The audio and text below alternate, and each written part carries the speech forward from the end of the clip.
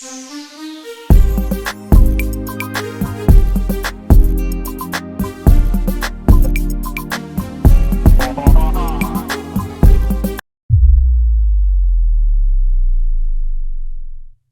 we are here at Real Table Talk. I'm Tiana Von Johnson. And I'm Dr. Alicia. And remember, if it matters in love, life, and relationships, we are talking about it. Yes, we are. And we have a very special guest today. We're talking about relationships in the workplace. And our special guest is Alicia's husband, the Boyce Watkins. Yes.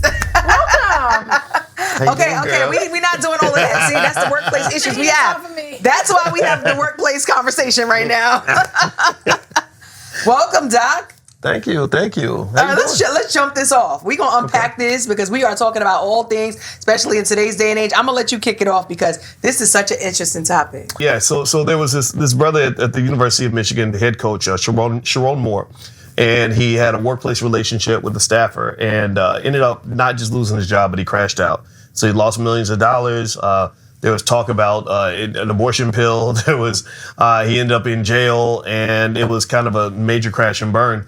And what a lot of people don't know is that 2 years earlier, the University of Michigan president also was fired for having a consensual relationship with somebody he worked with. And in addition to that, a black coach at Michigan State University, Mel Turner, had a guaranteed $80 million, 80 on the way that he lost because of an accusation that he was harassing a woman that he actually was having a consensual relationship with. So I was just curious about whether or not these relationships are dangerous or people being unrealistic to think this just doesn't happen. I mean, you think about it, you spend a majority of your time in a 24-hour day focusing on work. And it's supposed to be about business, but it's natural to expect, here you are, you work together, you have things in common with each other. You spend long hours together sharing, having lunch and breakfast. It makes sense that feelings can come up. The question is, how do you navigate those romantic feelings that you might have with someone you work with in the way that's ethical and moral? That's the real question. See, it's funny you said that because I was talking to a man about this the other day, married man, and he had hired a female assistant. And this is why a lot of women don't like the female assistant thing going on. And the female assistant fell in love with him. Yeah. Fell in love with him to the point where, even though he was going through stuff in his marriage, obviously he's confiding in her in certain things. She's learning more and more about the fact that he's separating. And the point is, she asked him to sleep with her. Now, he didn't do it, but the point is, some men will. Yeah, you have to be careful with that. Boys, why don't you talk about, because I know that ladies, hold on, y'all just don't know. I don't care if there are women who are interested in my husband. I really don't care. I think he's cute too, But my question is, just don't act on that. It's okay, but as long as the boundaries, I have to put the trust in my husband to know that he's making the best decision. Because if not, it's going to be like big problems. So why don't you talk about, how do you navigate that? Who's flirting with you at work? Ooh. I want to know about that. I got to run up on. I bet you ain't think we were talking about this. Well, you know what I think? I think that when it comes to these types of topics, you've got the politically correct answers, and then you've got the correct answers. Well, give the Boyce answer. Right. So the Boyce answer is more of the correct answer in the sense that I've been a little salty about the way they push these laws to favor women, in the sense that the interpretation tends to be that the more powerful person is always sort of seen as the person responsible for anything that happens in the relationship, and they can lose their jobs even in a consensual situation, right? I get it if it's blatant harassment. I get it if it's assault. Right. What I don't get is when it's consensual, and women are powerful. This idea that women can't be powerful like men are is I think, a faulty logic, right? Like, so when I saw what happened with Mel Turner, for example, at Michigan State, here you had a black head coach. There was a speaker that came to campus. She liked him. She was sending him flirty texts. They had a thing going. She wanted him to leave his wife, so that was deep, right? And basically, when he didn't want to leave his wife, that's when she's reporting it suddenly as harassment. And that, to me, is that undermines the credibility of all women, because it's hard for you to argue that you were somehow in danger if you were the one that was consistently pursuing this man. and literally texting your friends and talking about how this was going to be your big payday and everything else. I mean, go look it up. It's crazy. Yeah, that was pretty damaging. Yeah, and I think that I think there's an anti-male and anti-black aspect of it. So when you're a black man and you get in a position of power in a white organization, you have a high probability of being cooked if you do anything that's even remotely human when it comes to attraction to the opposite sex. I don't like that. No, I think that's really interesting. I remember talking to my dad because he is a college professor, and in a profession that is highly feminized. So he's a social work professor, and so all of his students are female. But when they come into his office, he's like, no, you keep the door open. Yeah. Don't close that door when you come into my office. And he has meetings with people during certain times of the day. Like, he's very strict on protecting himself from any type of scandal that could absolutely happen. So, yeah. No, that's interesting. There's a guy that I knew, or that I know rather, that did that very thing. He would have female clients come in, keep the door open. There's another person in the room. Yeah. I mean, do you feel you have to go that far, John? Yeah, I don't even have conversations with women that work for me until they worked with me for 2 or 3 years.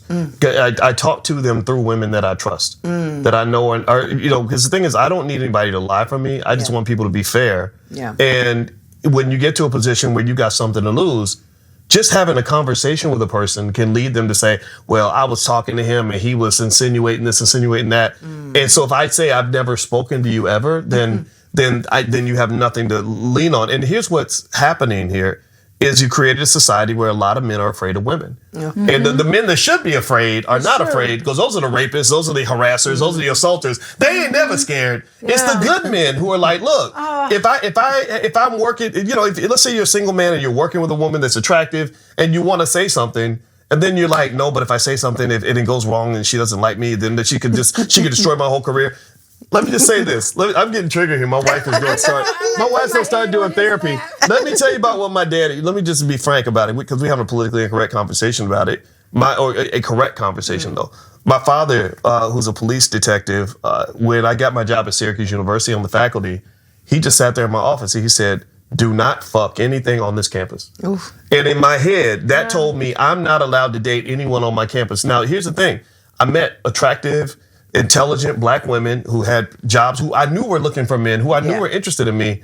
But the fear of being assaulted and losing everything caused me to be like this. No. You are disqualified, ma'am. And I think that we got to really talk about this in an honest way to see what that's actually doing to the dating environment. A lot of men, good men I know who want to protect what they have, are not even opening the door for that to happen. It shouldn't be the case where I'm scared to be in a meeting with you, because then you're going to be locked out of opportunities, because I'm not even going to meet with you because I'm afraid of you. Right? No, I'm just thinking about when I sent my son to college, and he's the nice looking guy. He's tall, 6'6", 6'7".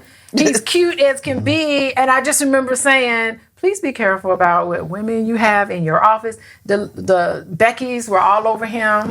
They were. Those girls. We were walking down the hall. All the girls are like, and you can just tell they got to look up to look at him.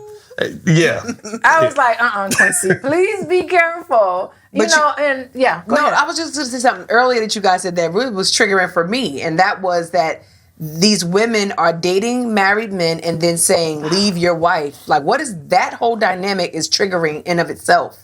You're getting into the relationship that's just, the foundation is horrible, and then now you want him to leave his wife and build a better foundation for y'all?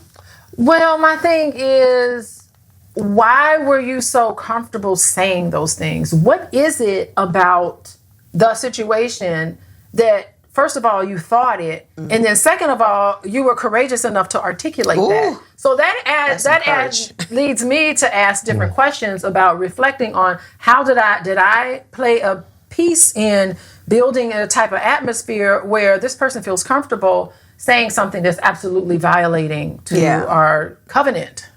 Char, you know all about that whole Jello and Rashida situation. I'm going to throw it to you. Just say what you want. All right, so my takeaway is just this. Leave married men alone. Be careful when you go to the workplace and what that whole dynamic is. I think that it is okay if you fall in love with someone and it is consensual and it is appropriate.